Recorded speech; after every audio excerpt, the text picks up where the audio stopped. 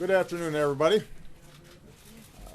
Let me start off by saying that I was sorely tempted to wear a tan suit today for my last press conference, but Michelle, whose fashion sense is a little better than mine, tells me that's not appropriate in January. I covered a lot of the ground that I would want to cover in my farewell address last week, so I'm just going to say a couple of quick things before I start taking questions. First, we have been in touch with the Bush family today after hearing about President George H.W. Bush and Barbara Bush being admitted to the hospital this morning. They have not only dedicated their lives to this country, they have been a constant source of friendship and support and good counsel for Michelle and me over the years. They are as fine a couple as we know, and so we want to send our prayers and our love to them. Really good people. Second thing I want to do is to thank all of you.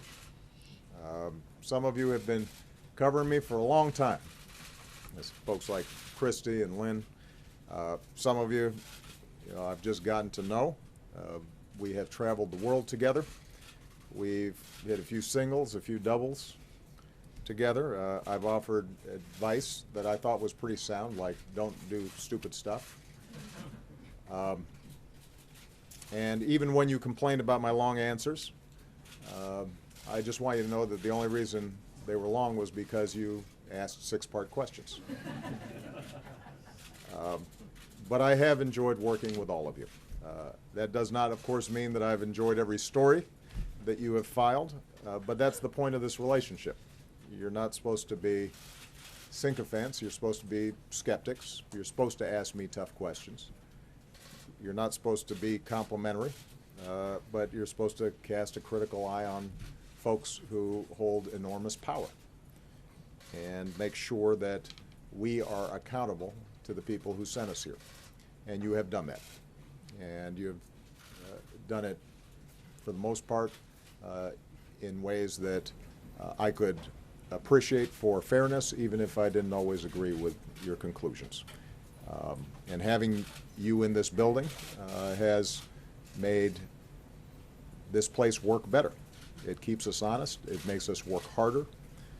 You have made us think about how we are doing what we do and whether or not we're able to deliver on what's been requested by our constituents. And for example, every time you've asked, why haven't you cured Ebola yet, or why is there that hole in the Gulf, it has given me the ability to go back to my team and say, will you get this solved before the next press conference? I've spent a lot of time on in my farewell address talking about the state of our democracy. It goes without saying that essential to that is a free press. That is part of how this place, this country, this grand experiment in self-government has to work. It doesn't work if we don't have a well-informed citizenry. And you are the conduit through which they receive the information about what's taking place in the halls of power. So America needs you, and our democracy needs you. We need you to establish a baseline of facts and evidence that we can use as a starting point for the kind of reasoned and informed debates that ultimately lead to progress. And so my hope is that you will continue with the same tenacity that you showed us to do the hard work of getting to the bottom of stories and getting them right, and to push those of us in power to be the best version of ourselves, and to push this country to be the best version of itself. I have no doubt that you will do so. I'm looking forward to being an active consumer of your work rather than always the subject of it. I want to thank you all for your extraordinary service to our democracy, and with that, I will take some questions. And I will start with Jeff Mason, whose term apparently is not up. I thought, we'd be going out together, brother, but you got to hang around for a while. I'm staying put. Jeff Mason, Reuters. Thank you, sir. Are you concerned, Mr. President, that commuting Chelsea Manning's sentence. We'll send a message that leaking classified material will not generate a tough sentence to groups like WikiLeaks. How do you reconcile that in light of WikiLeaks' connection to Russia's hacking in last year's election? And related to that, Julian Assange has now offered to come to the United States. Are you seeking that, and would he be charged or arrested if he came here? Well, first of all, let's be clear. Chelsea Manning has served a tough prison sentence. So the notion that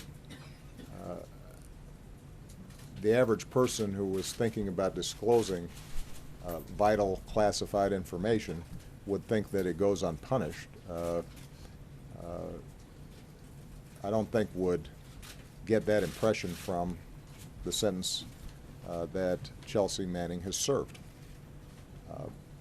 It has been my view that given she went to trial, that due process was carried out, that she took responsibility for her crime, that the sentence that she received was very disproportionate relative to what other leakers had received, and that she had served a significant amount of time, that it made sense to commute and not pardon her sentence.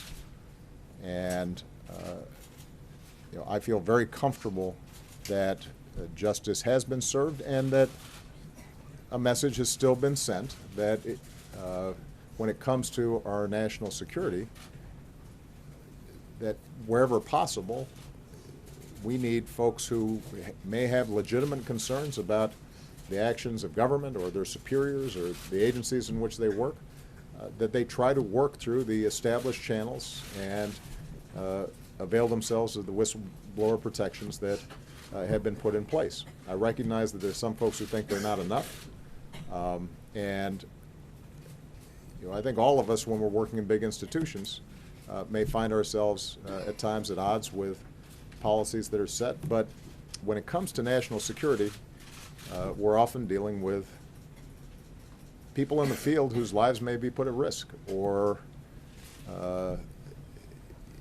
the safety and security and the ability of our military or our intelligence teams or our embassies to function effectively. And that has to be kept in mind. So with respect to WikiLeaks, I don't see a contradiction. First of all, I haven't commented on WikiLeaks generally. The conclusions of the intelligence community with respect to the Russian hacking were not conclusive as to whether WikiLeaks was witting or not in being the conduit through which we heard about the DNC emails that were leaked. I don't pay a lot of attention to Mr. Assange's tweets, so that wasn't a consideration in this instance, and I refer you to the Justice Department for any criminal investigations, indictments, extradition issues that may come up with him. What I can say broadly is that in this new cyber age, we're going to have to make sure that we continually work to find the right balance of accountability and openness and transparency that is the hallmark of our democracy, but also recognize that there are adversaries and bad actors out there who want to use that same openness in ways that hurt us, whether that's in trying to commit financial crimes or trying to commit acts of terrorism, or folks who want to interfere with our elections. And we're going to have to continually build the kind of architecture that makes sure the best of our democracy is preserved, that our national security and intelligence agencies have the ability to carry out policy without advertising to our adversaries what it is that we're doing, but do so in a way that still keeps citizens up to speed on what their government's doing on their behalf. But with respect to Chelsea Manning, I looked at the particulars of this case the same way I have the other commutations and pardons that I've done, and I felt that in light of all the circumstances that commuting her sentence was entirely appropriate. Margaret Brennan. Mr. President. There you go. Thank you. The President-elect has said that he would consider lifting sanctions on Russia if they substantially reduce the nuclear stockpile. Given your own efforts at arms control, do you think that's an effective strategy? Knowing this office and Mr. Trump, how would you advise his advisors to help him be effective when he deals with Vladimir Putin? And given your actions recently on Russia, do you think those sanctions should be viewed as leverage? Well, a couple of things. Number one, I think it is in America's interest and the world's interest that we have a constructive relationship with Russia. That's been my approach throughout my presidency. Where our interests have overlapped, we've worked together. At the beginning of my term, I did what I could to encourage Russia to be a constructive member of the international community, and tried to work with the president and the government of Russia in helping them diversify their economy, improve their economy, use the incredible talents of the Russian people in more constructive ways. I think it's fair to say that after President Putin came back into the presidency, that an escalating anti-American rhetoric and an approach to global affairs that seemed to be premised on the idea that whatever America's trying to do must be bad for Russia, and so we want to try to counteract whatever they do. That return to an adversarial spirit that I think existed during the Cold War has made the relationship more difficult. And it was hammered home when Russia went into Crimea and portions of Ukraine.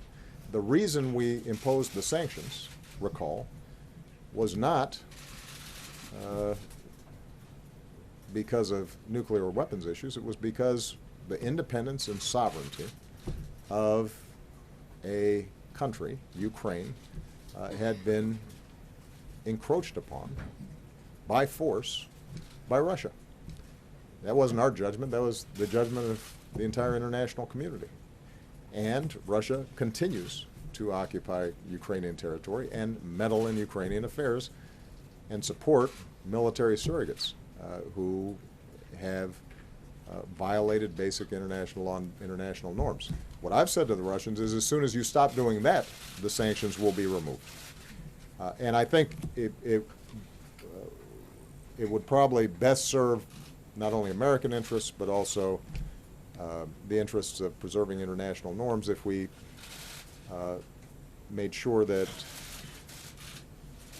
we don't confuse why these sanctions have been imposed with a whole set of other issues. On nuclear issues, in my first term, we negotiated the START II treaty, and that has substantially reduced our nuclear stockpiles, both Russia and the United States. I was prepared to go further. I told President Putin I was prepared to go further. They have been unwilling to negotiate. If President-elect Trump is able to restart those talks in a serious way, I think there remains a lot of room for our two countries to reduce our stockpiles. And part of the reason we've been successful on our non-proliferation agenda and on our nuclear security agenda is because we were leading by example. I hope that continues. But I think it's important just to remember that the reason sanctions have been put in place against Russia has to do with their actions in Ukraine. And it is important for the United States to stand up for the basic principle that big countries don't go around and invade and bully smaller countries. I've said before, I expect Russia and Ukraine to have a strong relationship. They are historically bound together in all sorts of cultural and social ways, but Ukraine is an independent country. And this is a good example of the vital role that America has to continue to play around the world in preserving basic norms and values, whether it's advocating on behalf of human rights, advocating on behalf of women's rights, advocating on behalf of freedom of the press. You know, the United States has not always been perfect in this regard. There are times where we, by necessity, are dealing with allies or friends or partners who themselves are not meeting the standards that we would like to see met when it comes to international rules and norms. But I can tell you that in every multilateral setting, in the United Nations, in the G20 and the G7, the United States typically has been on the right side of these issues. And it is important for us to continue to be on the right side of these issues, because if we, the largest, strongest country and democracy in the world, are not willing to stand up on behalf of these values, then certainly China, Russia, and others will not. Kevin Cork. Thank you, Mr. President. You have been a strong supporter of the idea of a peaceful transfer of power, demonstrated not terribly far from here out in the Rose Garden. And yet, even as you and I speak, there are more than 6 Democrats that are going to boycott the inauguration of the incoming president. Do you support that? And what message would you send to Democrats to better demonstrate the peaceful transfer of power?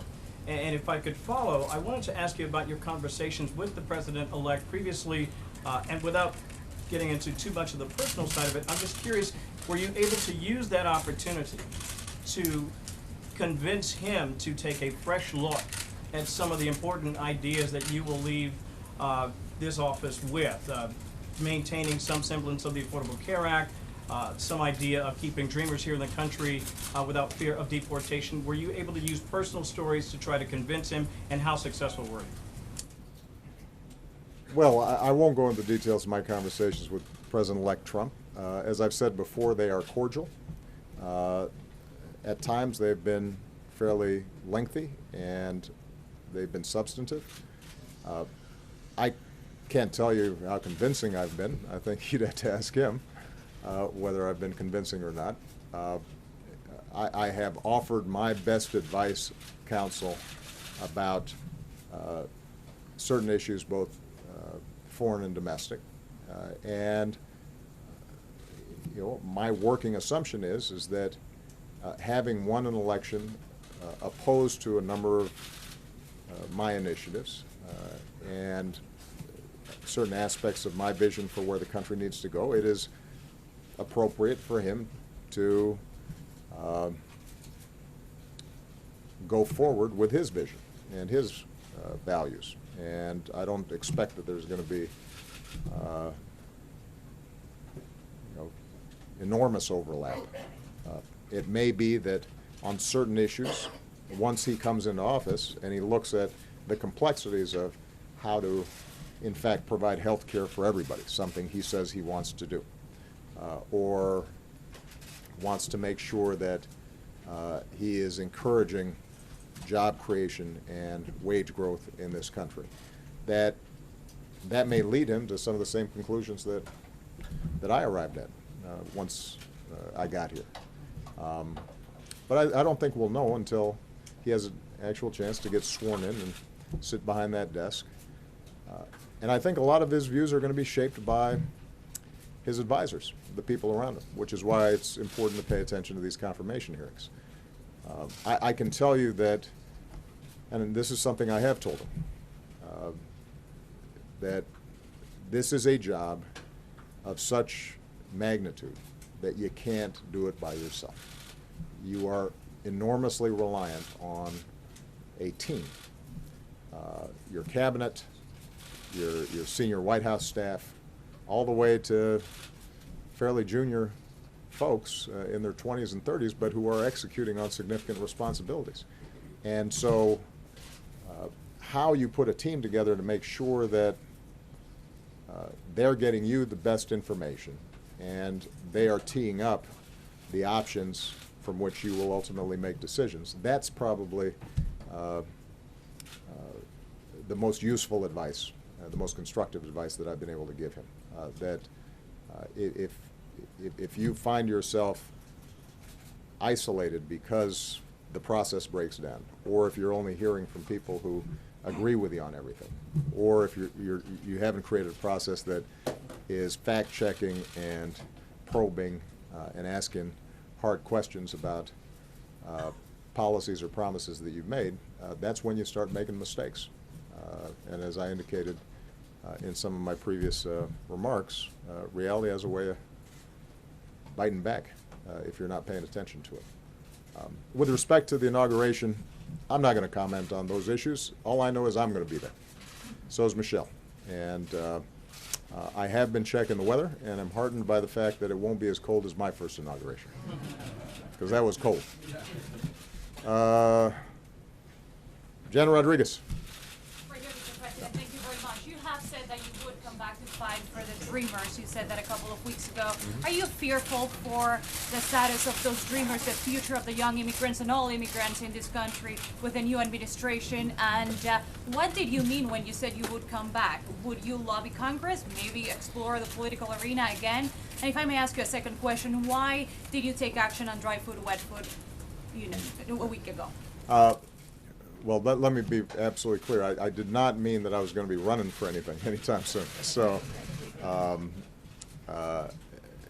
no, what I meant is that it's important for me to take some time to process this amazing experience that we've gone through, to make sure that my wife, with whom I will be celebrating a 25th anniversary this year, is willing to re-up and put up with me for a little bit longer. I want to do some writing. I want to be quiet a little bit and not hear myself talk so darn much. I want to spend precious time with my girls. So those are my priorities this year. But as I said before, I'm still a citizen. And I think it is important for Democrats or progressives who feel that they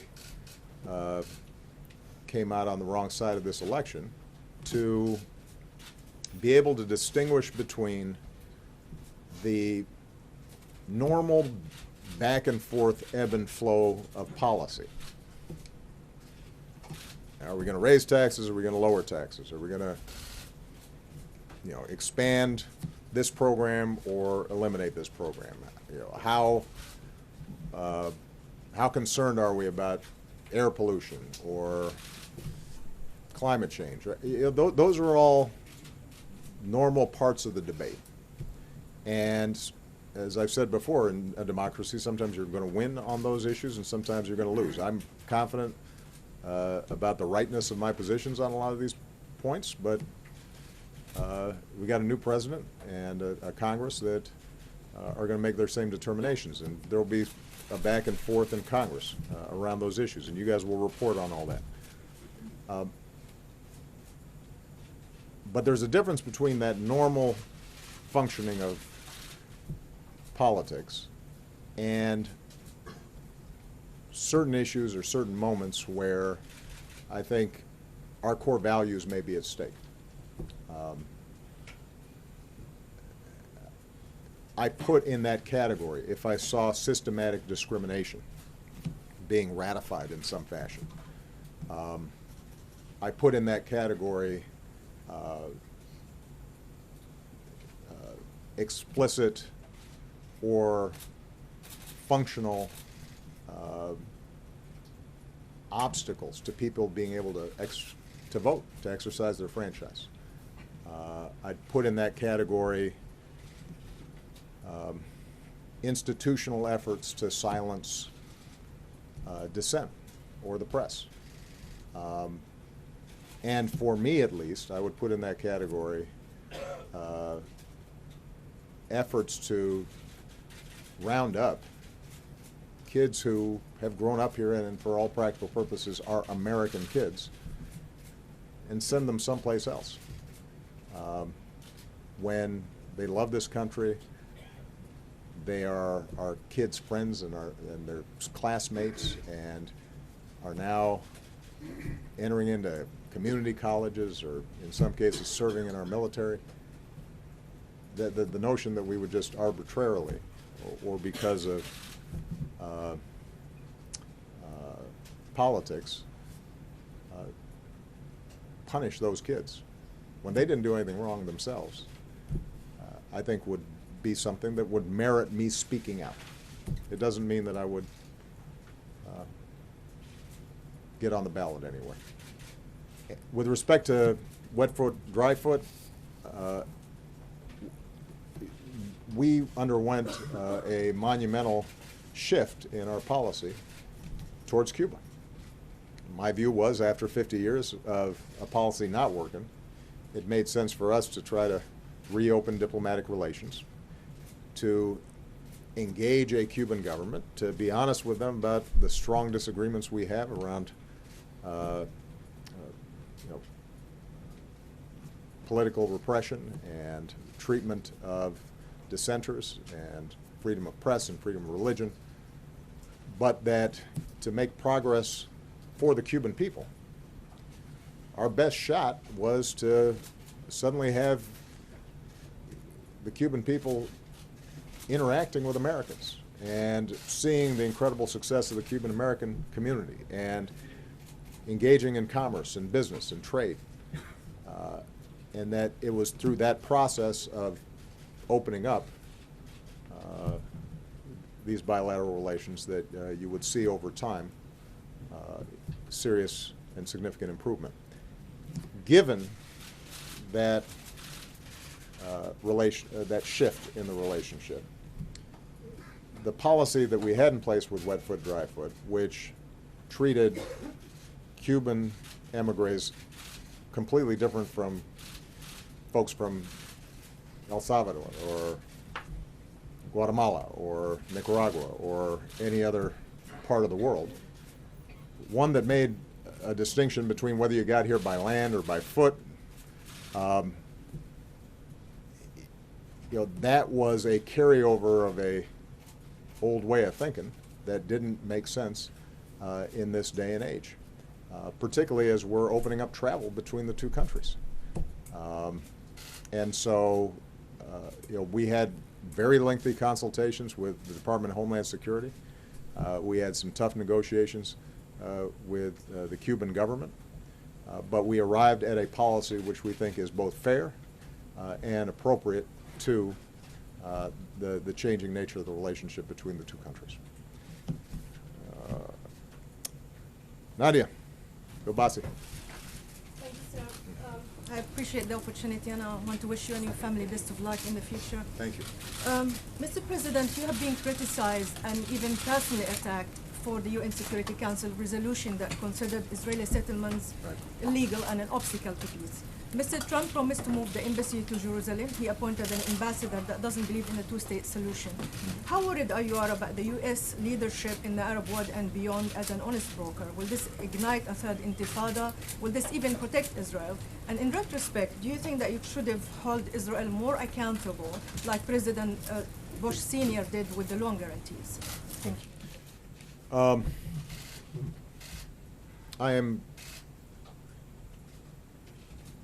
I continue to be significantly worried about the Israeli-Palestinian issue.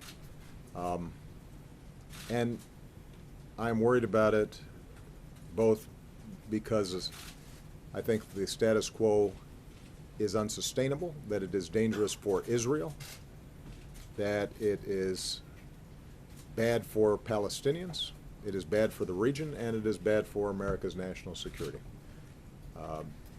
And I came into this office wanting to do everything I could to encourage serious peace talks between Israelis and Palestinians.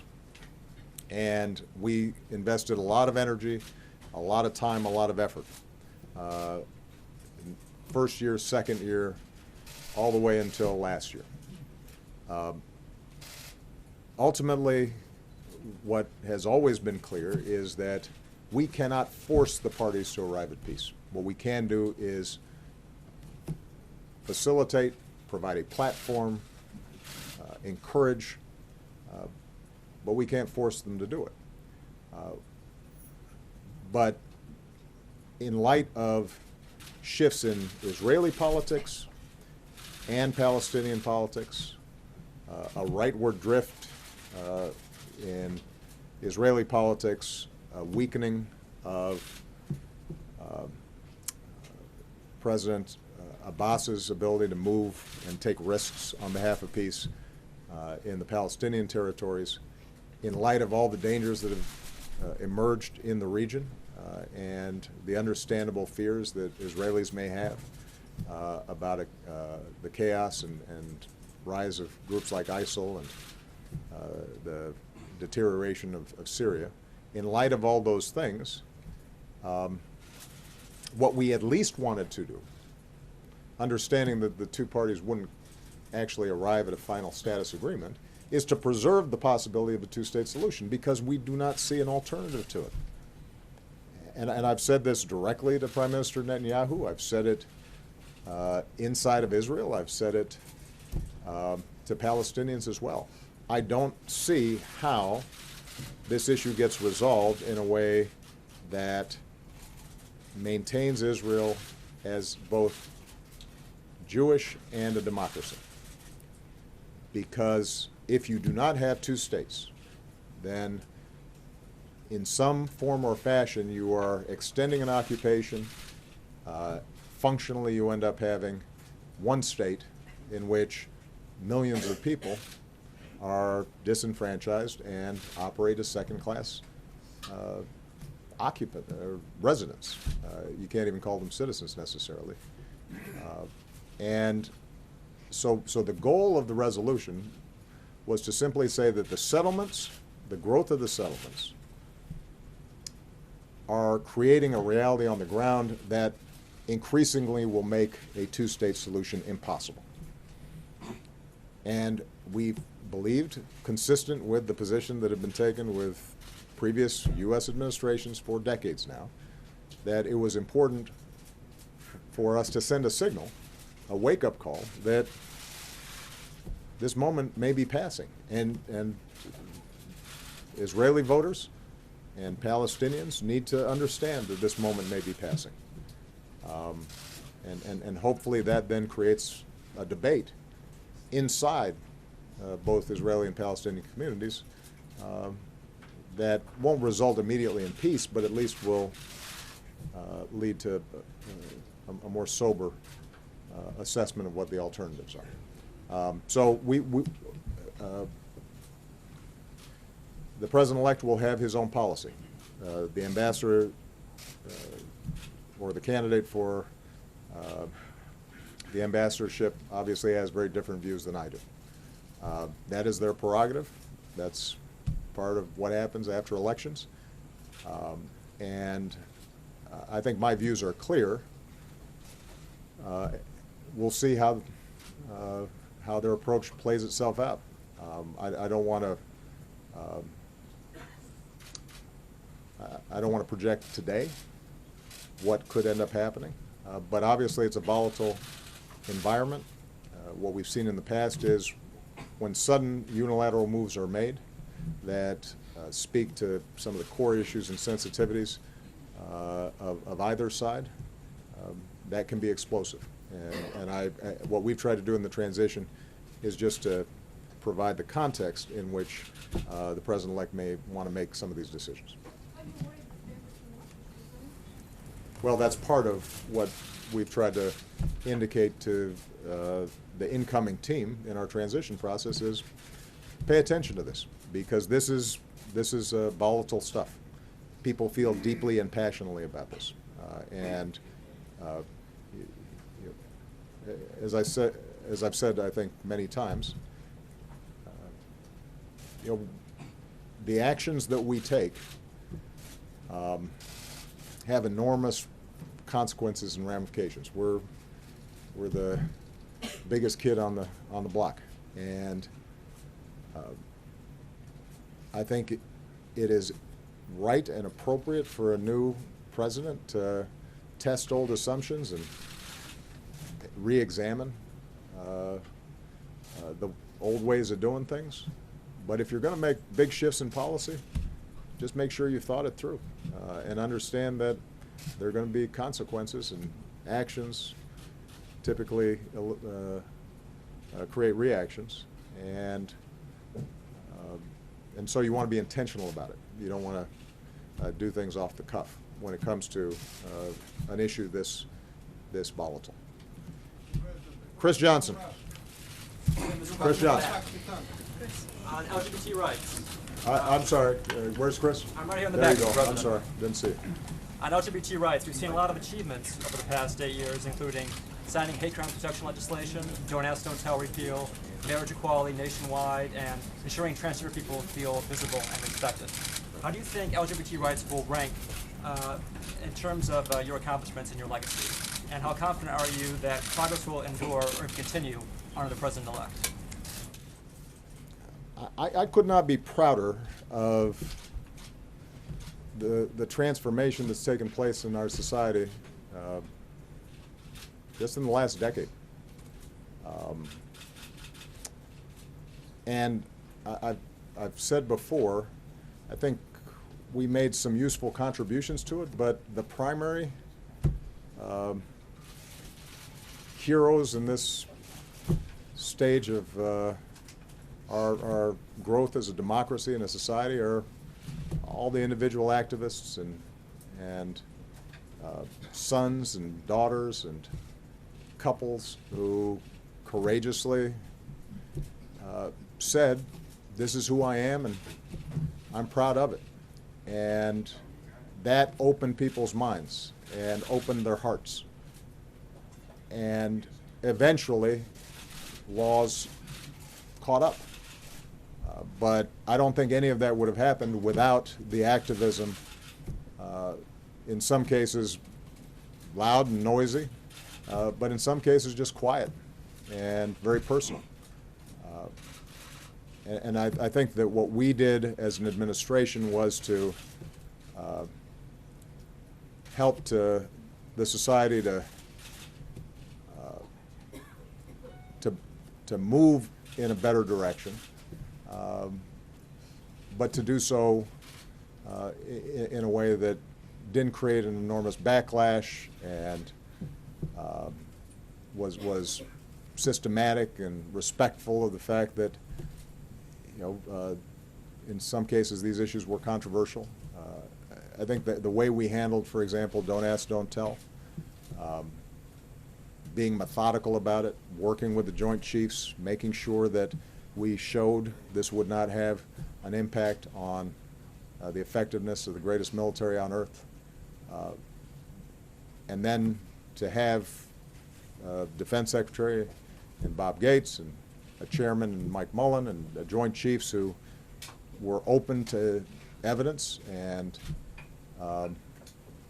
ultimately worked with me to do the right thing. I am proud of that. But again, none of that would have happened without this incredible transformation that was happening in society out there. When I gave Ellen the Presidential Medal of Freedom, I meant what I said. I think somebody that kind and likable projecting into living rooms around the country, that changed attitudes. And that wasn't easy to do for her. And that's just one small example of what was happening in countless communities all across the country. So I'm proud that that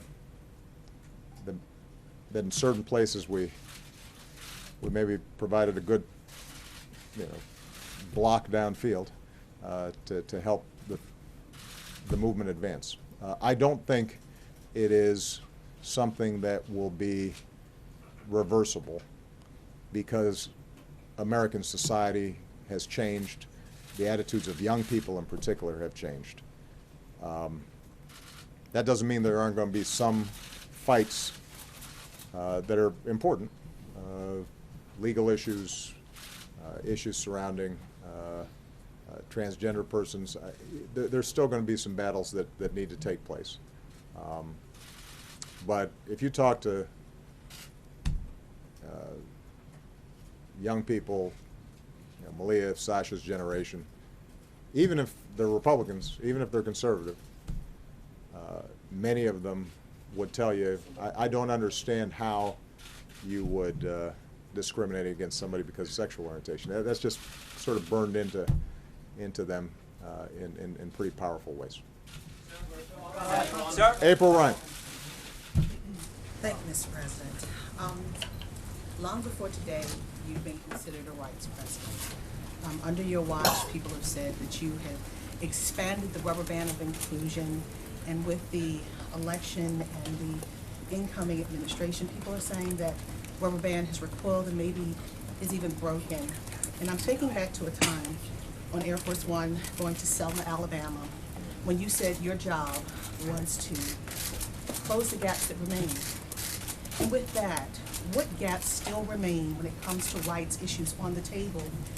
And also, what part will you play in fixing those gaps in your new life? And lastly, you are the first Black president.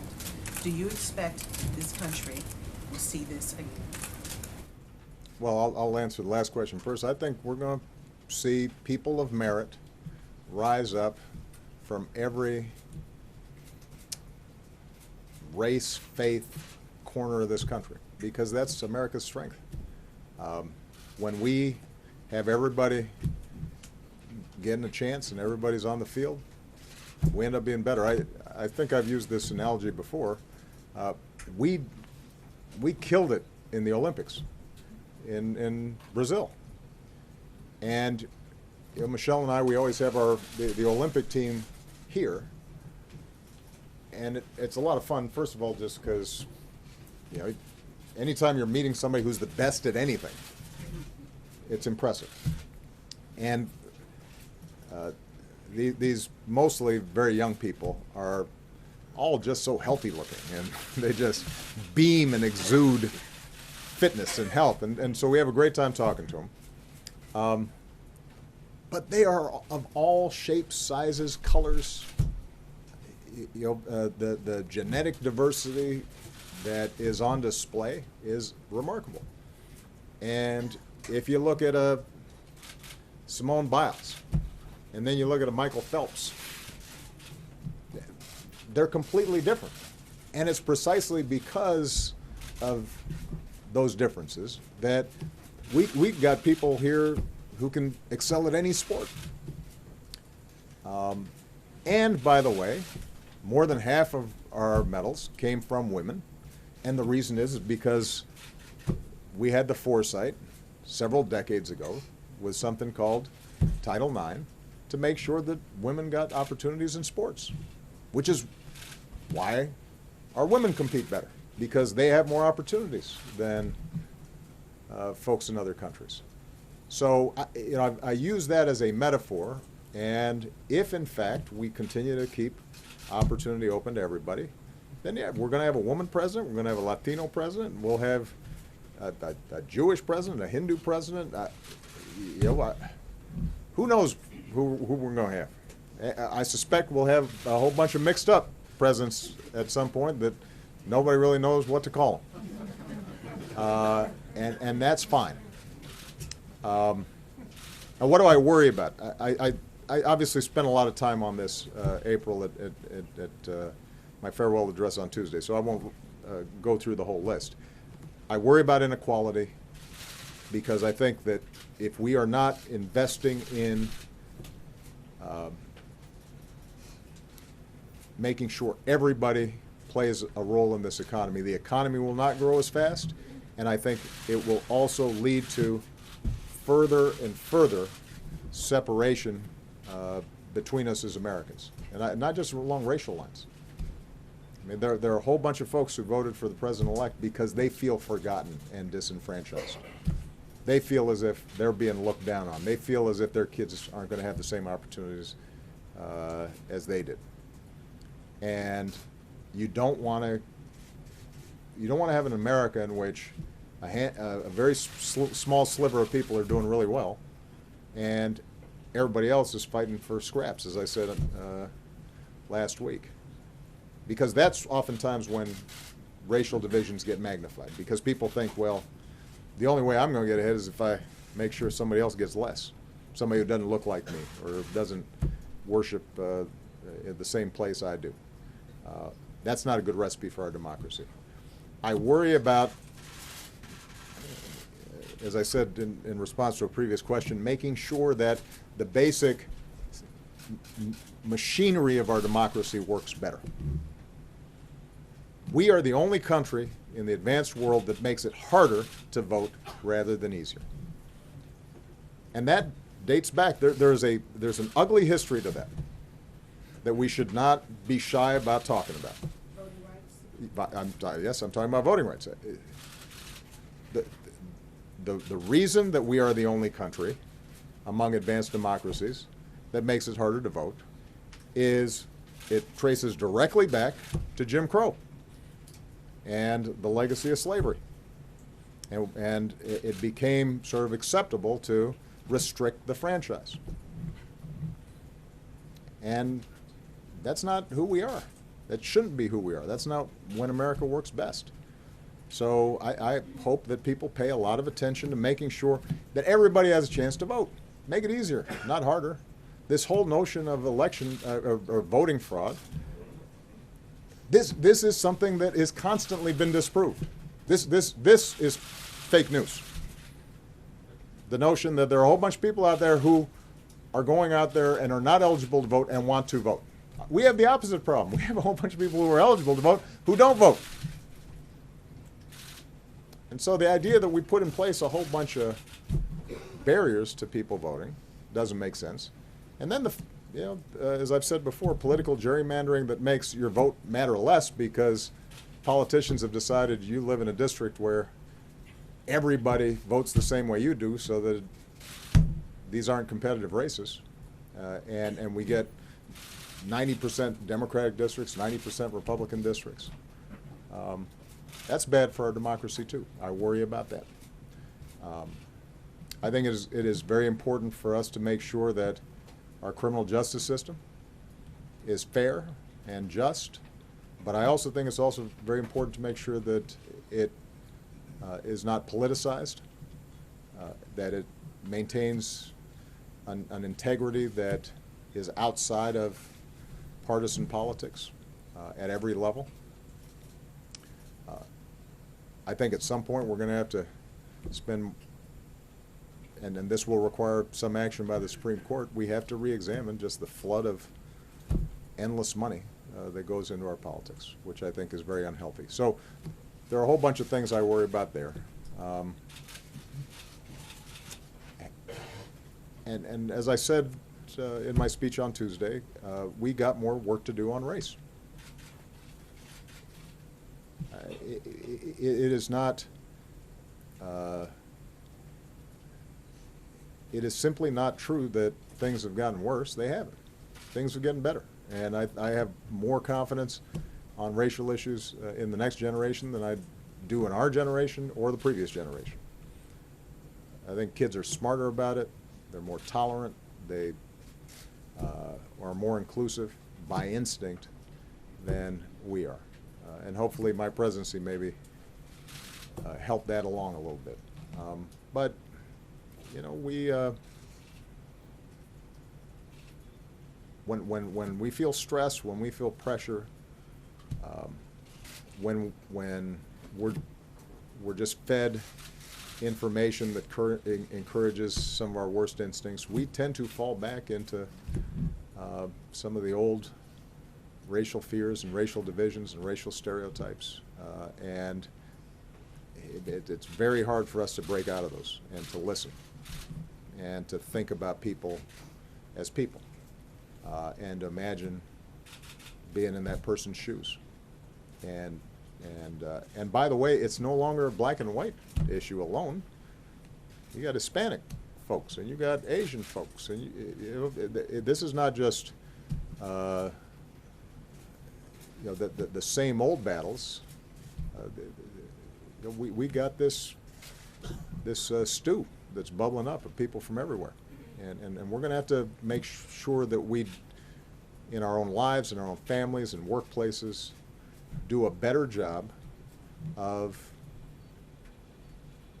treating everybody with basic respect and understanding that not everybody starts off in the same situation, and imagining what would it be like if you were born in an inner city and had no job prospects anywhere within a 20-mile radius. Or how does it feel being born in some rural county where there's no job opportunities in 20-mile radius?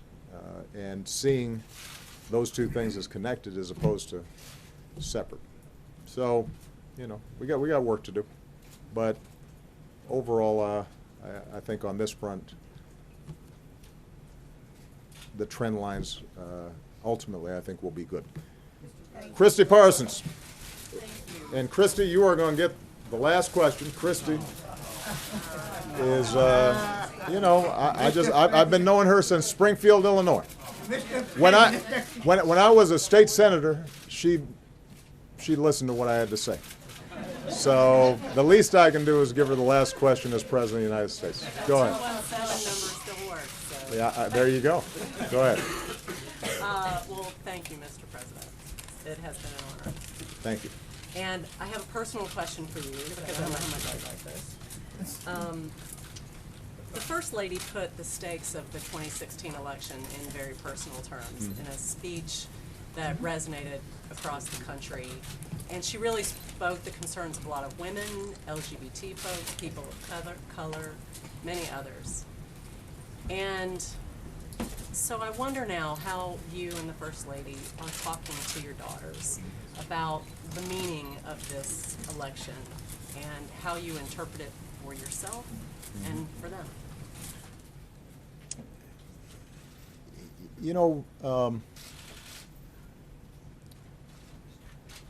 Every parent brags on their daughters or their sons. If your mom and dad don't brag on you, you got problems.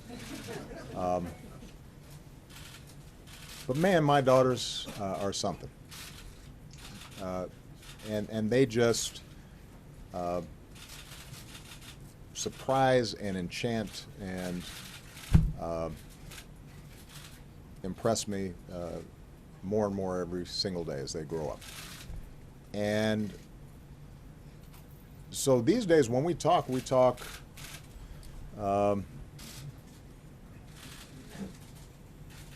as parent to child, but also we learn from them. And I think it was really interesting to see how Malia and Sasha reacted. They were disappointed. They paid attention to what their mom said during the campaign and believed it because it's consistent with what we've tried to teach them in our household, and what I've tried to model as a father with their mom, and what we've asked them to expect from future boyfriends or spouses. But what we've also tried to teach them is resilience, and we've tried to teach them hope, and that the only thing that is the end of the world is the end of the world.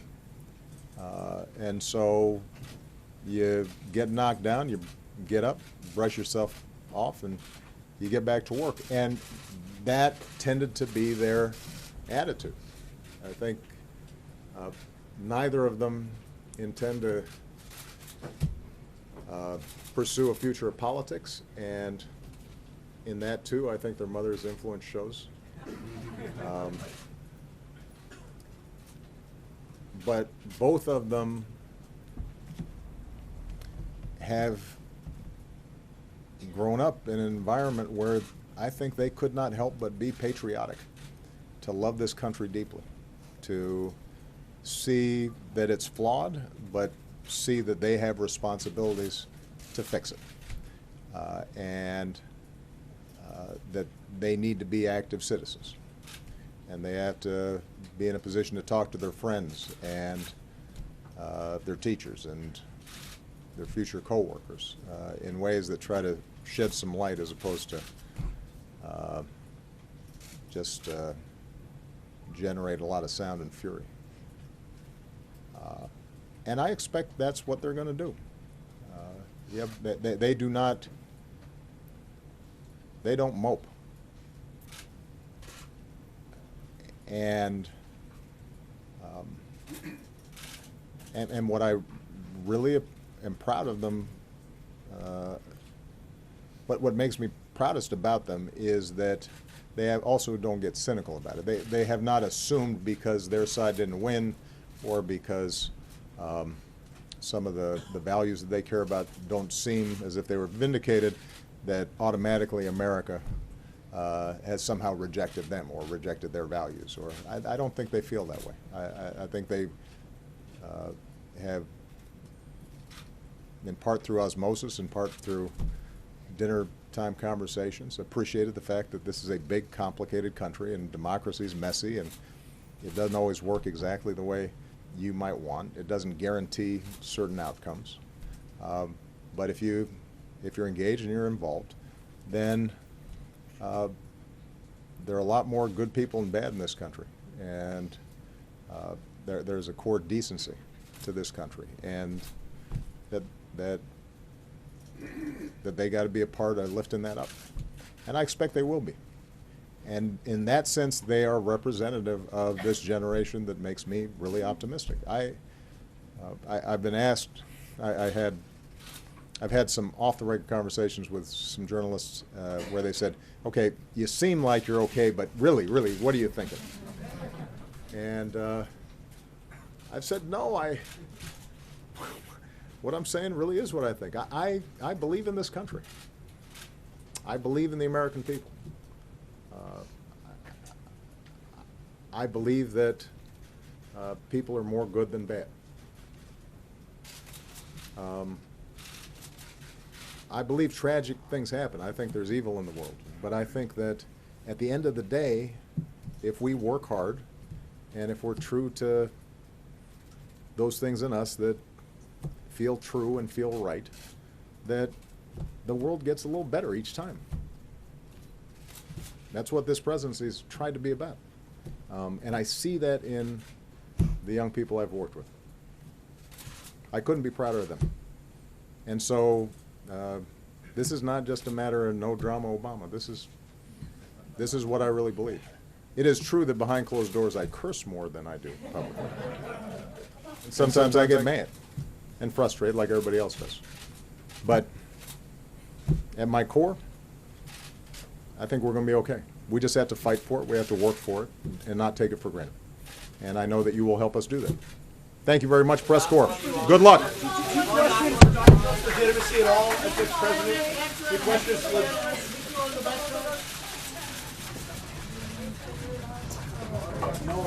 is,